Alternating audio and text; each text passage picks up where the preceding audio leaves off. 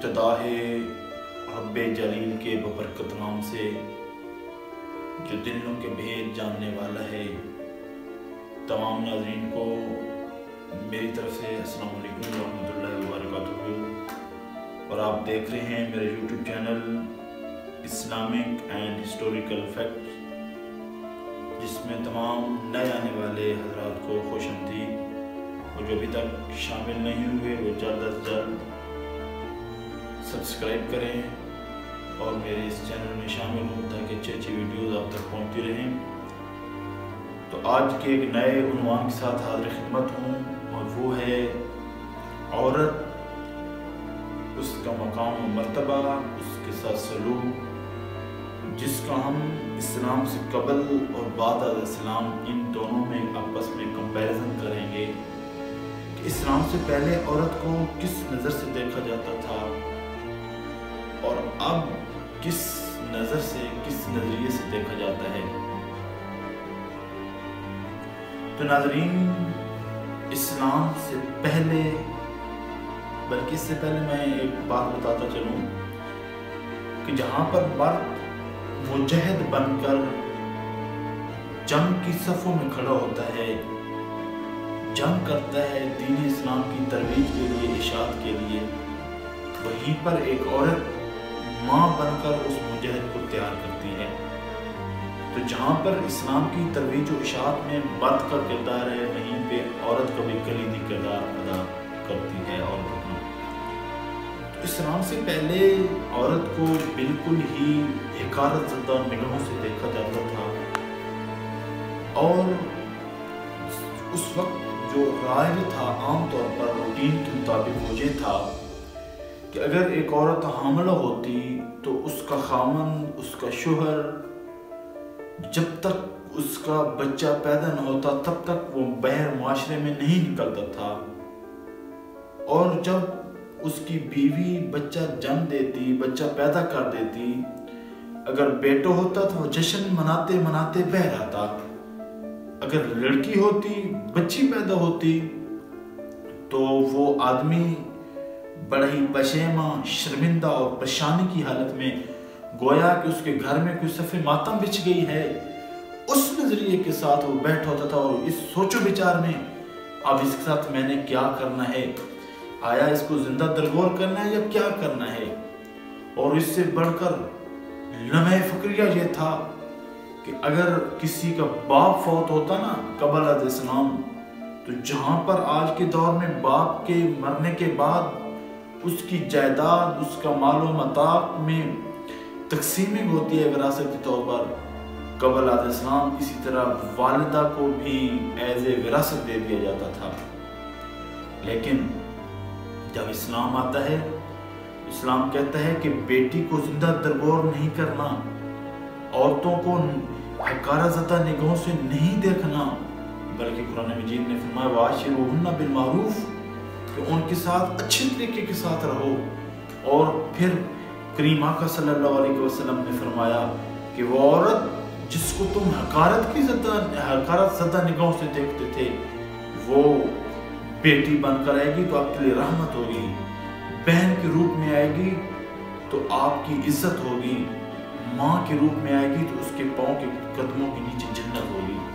اور حضور نبی کریم صلی اللہ علیہ وسلم نے فرمایا کہ حدیث کے مبارک کا مفہوم ہے کہ جس آدمی کی دو بیٹیاں ہوئیں اور اس نے ان دو بیٹیوں کی صحیح طور پہ پرورش کی، اور اس نے ان کے مقابلے میں بیٹے کو مقام زیادہ نہ دیا، تو وہ میرے ساتھ جنت میں ایسے جائے گا جیسے یہ دو انگلیاں ہیں۔ تو حضور نبی صلی اللہ علیہ وسلم نے یہ فرما کے بتا دیا۔ اور اس کے علاوہ اور کریم آقا صلی اللہ علیہ وسلم نے عورت کو وہ مقام دیا کہ عورت ماں کے بغیر کسی آدمی کی جان ہی نہیں نکل سکتی۔ کیونکہ جب تک اس کی والدہ اس پر راضی نہ ہو۔ تو حضرت علقمہ رضی اللہ تعالیٰ عنہ کا ایک مجھے بات یاد آ رہی ہے، ایک واقعہ یاد آ رہا ہے کہ جب آپ کے موت کا وقت قریب ہوتا ہے، آپ قریب المرگ ہوتے ہیں، تو اس وقت ان کا سانس اٹک جاتا ہے، ان کا سانس نہیں نکلتا، तो लोग हुज़ूर नबी करीम सल्लल्लाहु अलैहि वसल्लम के पास हाज़िर खिदमत होते हैं, अर्ज़ करते हैं या रसूलल्लाह सल्लल्लाहु अलैहि वसल्लम, आपके एक प्यारे सहाबी हैं जिनकी मौत नहीं हो रही, जिनका सांस नहीं निकल रहा। तो करीम आका सल्लल्लाहु अलैहि वसल्लम अपने सहाबा की एक जम्मे गफीर जमात के साथ जाते हैं और जब उसके पास पहुंचते हैं तो पूछ गुछ करने के बाद पता चलता है कि इसकी वालिदा इससे नाराज है। तो हुज़ूर नबी करीम सल्लल्लाहु अलैहि वसल्लम उन्हीं कदमों के साथ उसकी वालिदा के पास जाते हैं और कहते हैं, फरमाते हैं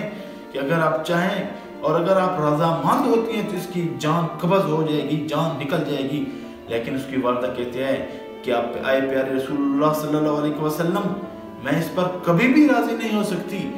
क्यों? क्योंकि इसने अपनी बीवी के साथ मिलकर मेरे ऊपर बड़े जुल्म सितम किए हैं, इसलिए मैं इनसे राजी नहीं हो सकती। तो हज़रत नबी करीम सल्लल्लाहु अलैहि वसल्लम ने फरमाया कि जिस पर जिसकी मान राजी नहीं हो सकती उसकी जान इतनी जल्दी नहीं कर सकती, इसीलिए एक लकड़ियां इकट्ठियां की जाए एक जगह पर और उनको आग लगाई जाए। जब आग भड़क जाए तो अलकमा को उसके बीच में डाल दिया जाए। तो इसी तरह करीम आका सल्लम के हुक्म को बजा लाते हुए लकड़ियां इकट्ठियां की जाती हैं और उसमें आग भड़काई जाती है। जब आग पूरी भड़कती है तो आर्डर होता है, हुक्म करीम आका सल्लल्लाहु अलैहि वसल्लम देते हैं कि इसको उसके बीच में डाल दिया जाए। तो उस वक्त उसकी अम्मी कहती है कि या रसूलल्लाह सल्लल्लाहु अलैहि वसल्लम अर्ज़गुज़ार होकर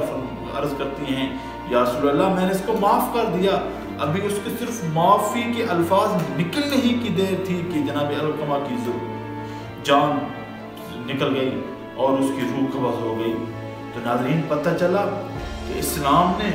औरत को वो मकाम दिया कि जिसको इस्लाम से पहले गैर मुस्लिम नहीं देते थे। और हुज़ूर नबी करीम सल्लल्लाहु अलैहि वसल्लम की प्यारी ज़ौजा मोहतरमा हज़रत आयशा सिद्दीक़ा रज़ियल्लाहु तआला अन्हा फरमाती हैं कि जब भी हज़रत फातिमा ज़हरा रज़ियल्लाहु तआला अन्हा करीम आका सल्लल्लाहु अलैहि वसल्लम के पास आती तो हुज़ूर नबी करीम सल्लल्लाहु अलैहि वसल्लम अपनी जगह से उठ जाते,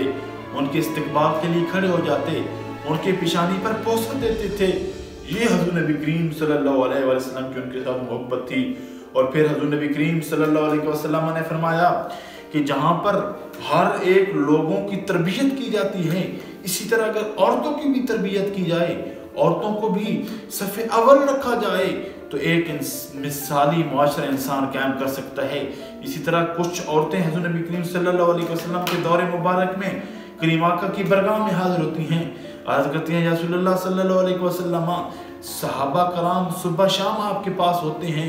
वो आपसे बहुत कुछ सीखते हैं, वो हमसे सबकत ले गए हैं तो हम उनसे पीछे रह गए हैं। तो हज़रत नबी करीम सल्लल्लाहु अलैहि वसल्लम ने फरमाया, आप परेशान न हो,